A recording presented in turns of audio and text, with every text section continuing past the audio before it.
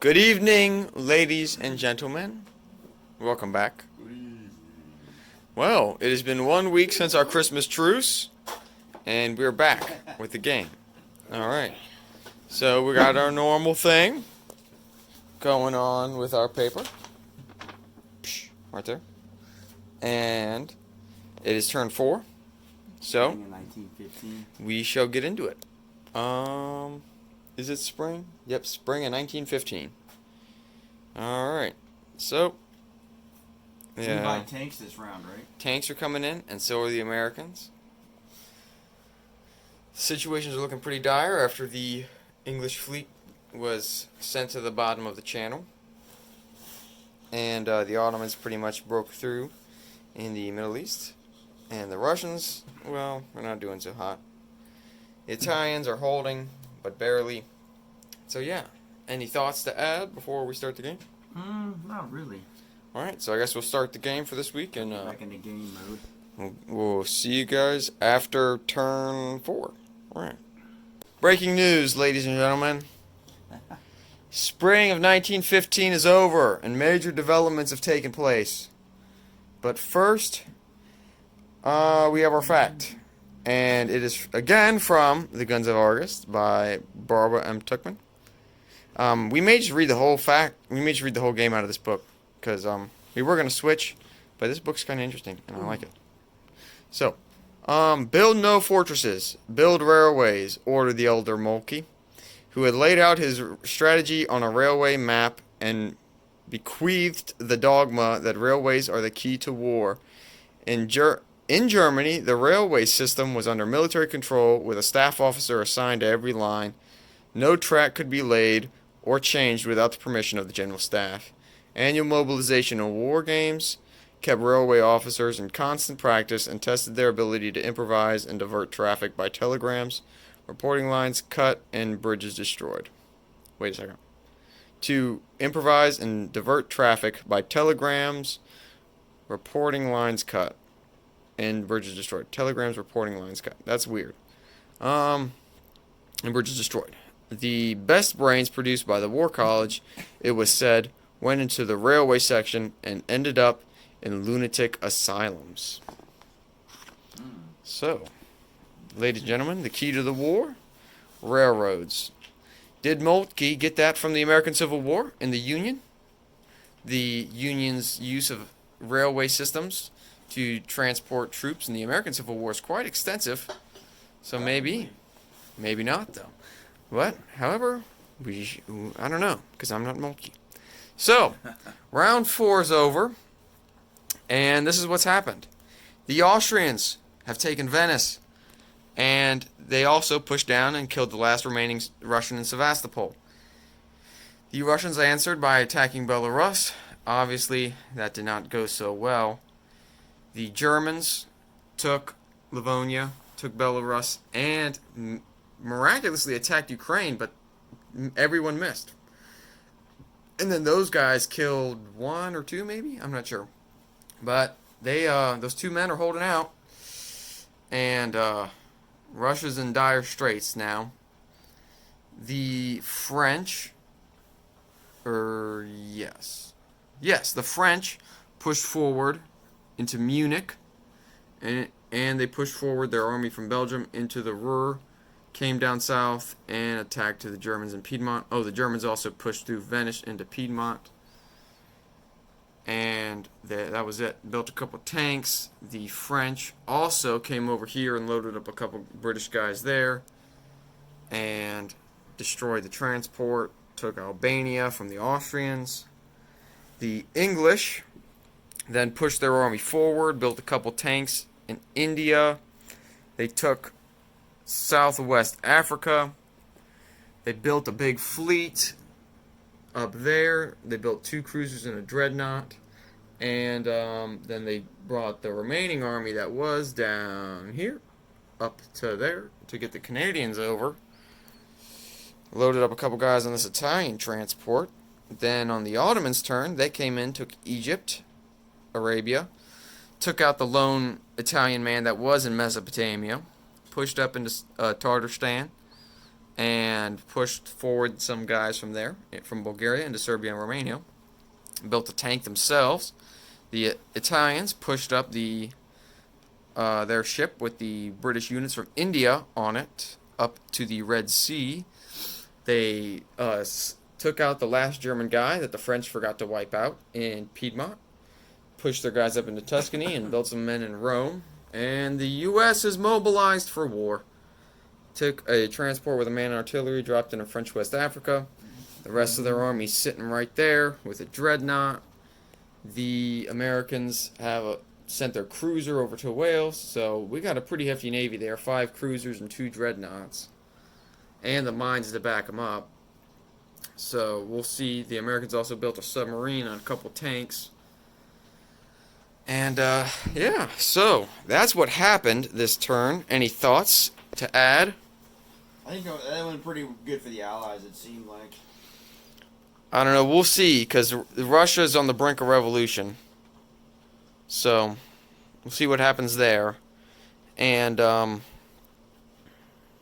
yeah. So we have our General Lee cigars. And we're going to play another round, I think. And the cigar to try to, like, and morale.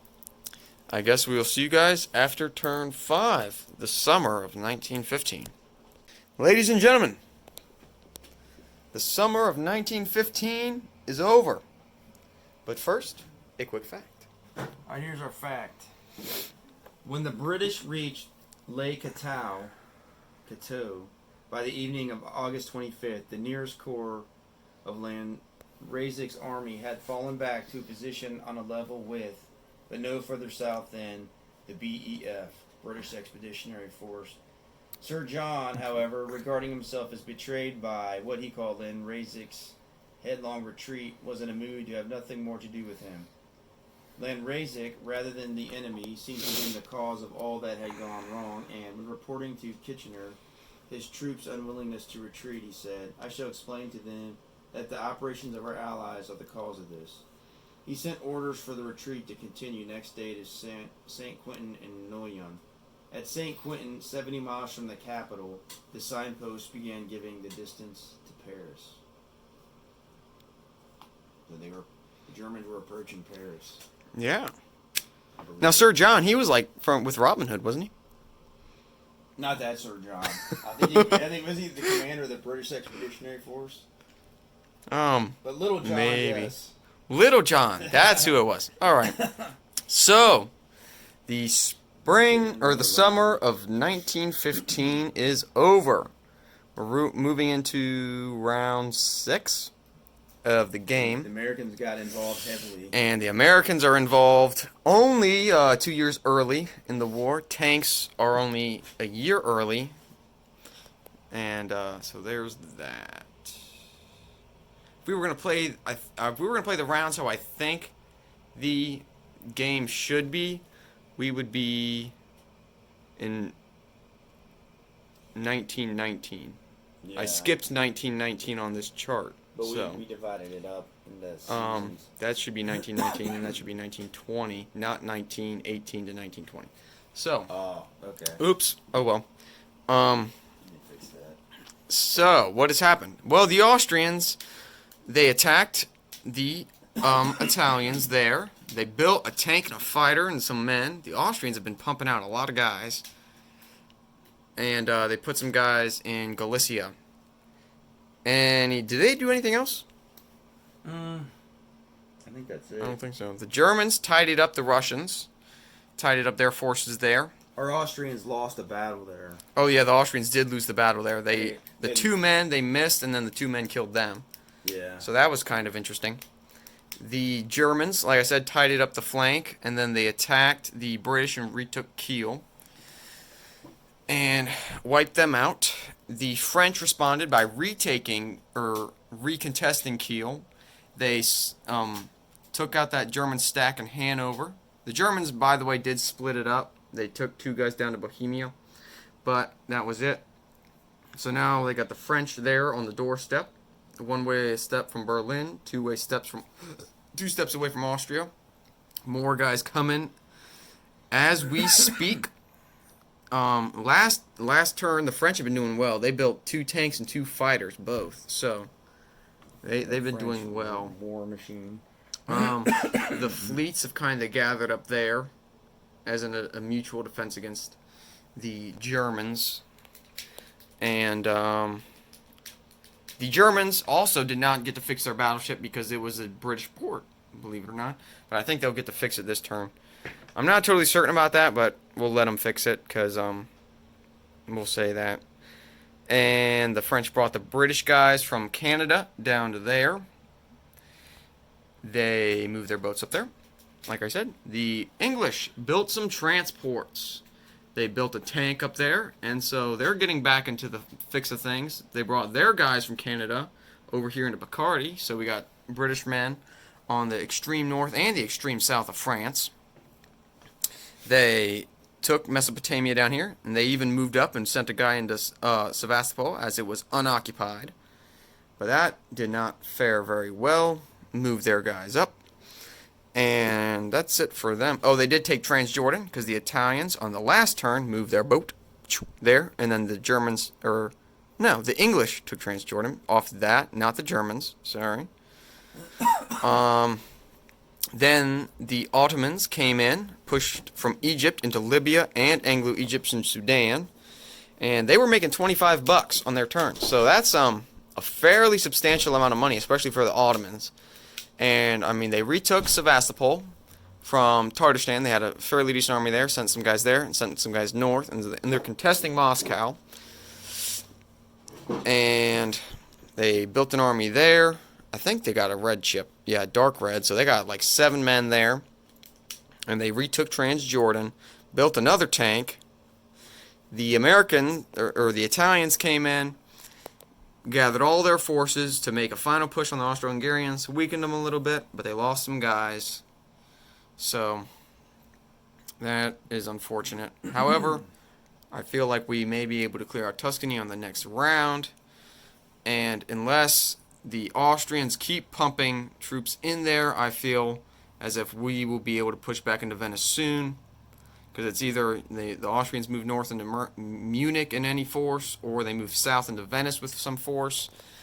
And whichever way they move, the other way is going to suffer. And if they try and do both, I just don't think it'll be substantial enough. Russia's on the brink of failure, about to collapse in on themselves. I don't know what to do with that.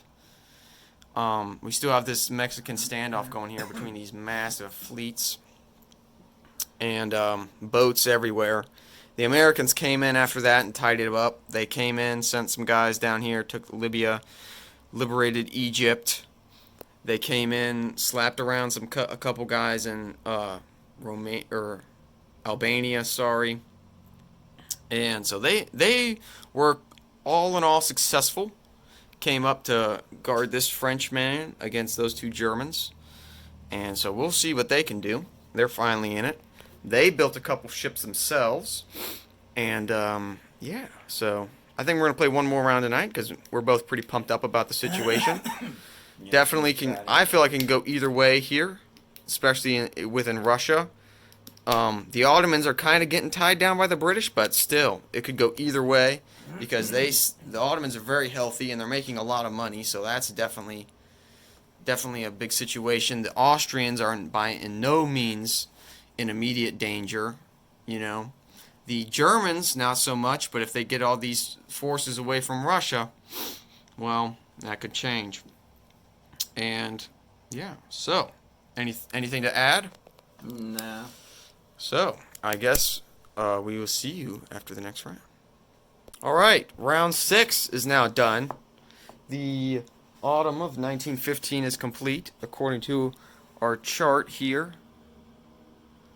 And, but first, before we get into the thing, I have a little fact from the same book.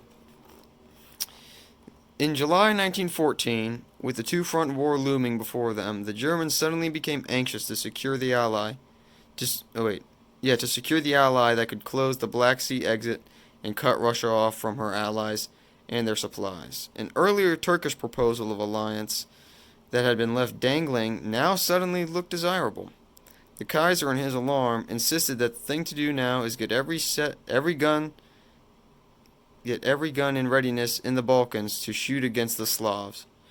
Then, when Turkey began to haggle over terms and make a show of leaning towards the Entente, Kaiser, in increasing panic, directed his ambassador to reply to the Turkish offer with unmistakably plain compliance. Under no circumstances at all can we afford to turn them away. So, just a little excerpt there about the Ottoman-German alliance. And so, while BFC is away right now, I will go over what happened in the turn. First, the Austrians attacked the Italians with terrible results. They got 2 hits for, I think, 6.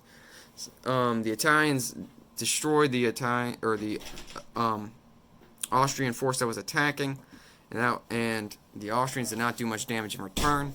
They did build a navy, though, to stop an American landing there in Trieste. They retook Munich for the Germans, and I think that's it for the Austrians. The Russians, on the brink of collapse, fled. The cowards fled to the north and gave the Ottomans the capital, which actually stopped the revolution, because as you know, by the rules of the revolution, Russia must control Moscow or have it contested. And they built a battleship there to spend as much money as possible and not give it to the Ottomans when they took the thing. So the Russians lost their capital. They're not collecting any money. They're basically non-existent, but they can come back. They do have a couple naval units, and we managed to give the Ottomans only $1. But right now, the Ottomans are raking in the money, and the Germans are raking in the money. So we'll see. The Germans wiped up the Russians, and they took Kiel back from the French, I believe, and built 10 units there. The French counterattacked and recontested Kiel. They sent their armies north and into Lorraine, built some guys, and sent some guys into Piedmont. Finally starting to get their tanks into active range. They also sent a couple guys on some transports down here to Smyrna.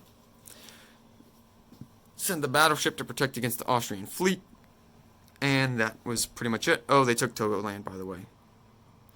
So, the English landed quite a large force in Belgium, pushed their 4 men up from Marseille into Piedmont, built a few units, not many, in London, because they built the vast majority of them here, 6 artillery and infantry and a plane in India. They're pushing they also took their units from Mesopotamia and from Persia and pushed them both north to try and take Sevastopol and help the Russians. The Ottomans, in response to all these transports and pretty much Ally-dominated the Mediterranean, built a submarine, which is actually a pretty good move because this submarine can go around popping all these transports, and I either have to send them this way, and then I can't do anything in the Mediterranean, or I have to send them that way, and I can't do anything in the Mediterranean.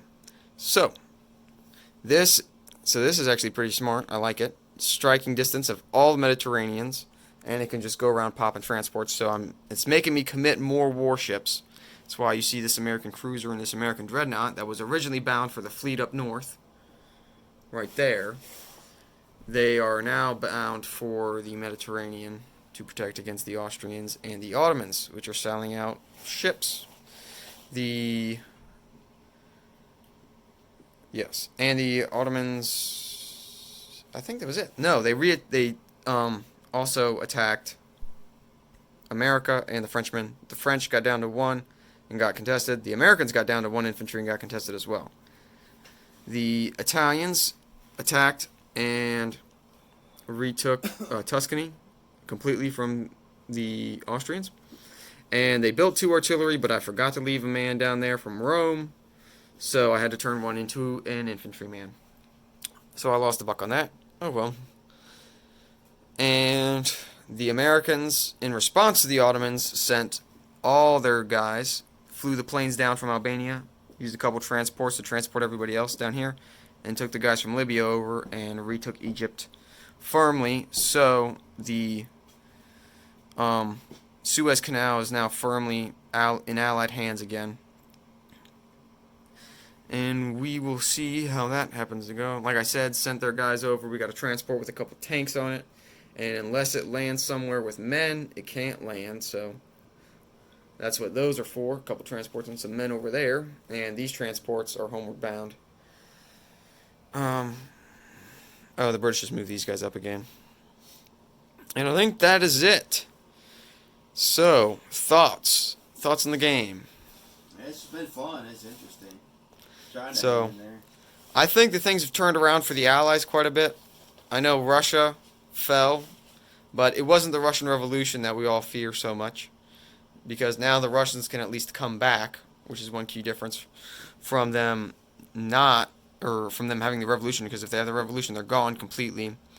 The Italians were looking very dire, and I think the Germans have managed to hold the French off pretty well. It'll be at least a few more turns. But the Austrians are doing well, at least. So, we will see, I guess. But we've solidified Italy. We still got a pretty good hold on the Western Front, with 3 key German territories still under Allied control there.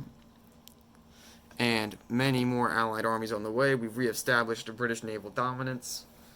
And we have transports scurrying around all over the place. Tanks are now in full effect. America is in the war.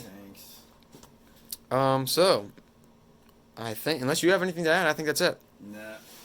So here's the update to the That's chart. pretty good. Update to the chart there. And yeah, so that's it. All from the Bastion tonight. And we shall see you guys next week.